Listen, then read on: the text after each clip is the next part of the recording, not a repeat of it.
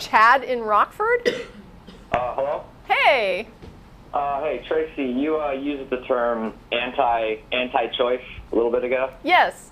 You think that's accurate? Like, I think choices? I know that people argue about the labels. I think it's way more accurate than pro-life. Well, is it okay if they call you anti-life? Like, are you against life? No, I'm not against life, but I do know people that are pro-life and pro-choice. So I don't think pro-life really sums it up.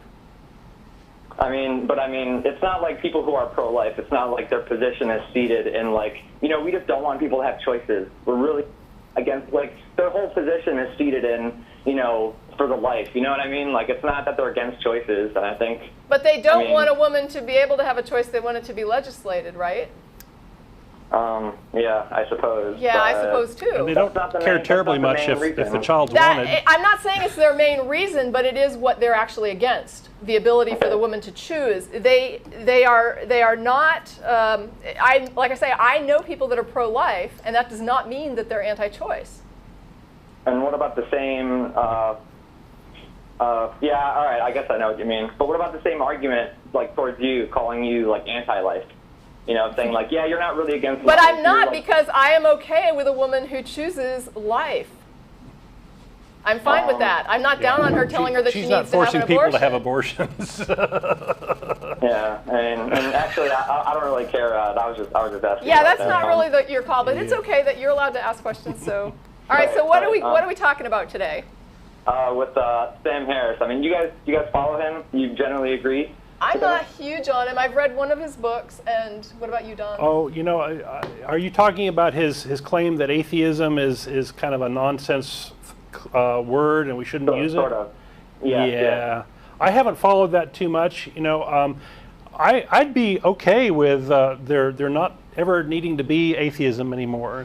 It's like, I think his claim is that we don't have A, the leprechauns, and gremlins, and but we do have bald and we do have blind. There you go. Okay. Right? I mean, we do have descriptors that mean without. I guess, but I mean, he used the example of like racism. Like, most of us don't identify as non-racist, And it's kind of the same thing. Like, what will it look like when racism is conquered? It's not a world where everybody is identifying. But we did have abolitionists during slavery, correct? Yeah. I mean, yeah, and I guess the argument against Sam would be like, well, that may happen sometime in the future, not right now, but and maybe. I think, but what about bald? What about bald? Like, do we need to have a term for people that don't have hair? You can make a valid claim. I'm patting Tracy. You can make a valid claim that atheism isn't asserting a positive claim about how we should live our lives and do these sorts of things. And there is secular humanism, and a lot of atheists are secular humanists. I identify the word atheist because I'm sort of anti-religion, and I see a lot of harm and problems there, and that's kind of my shtick. So I like the atheism word because it says a lot about kind of what I care about.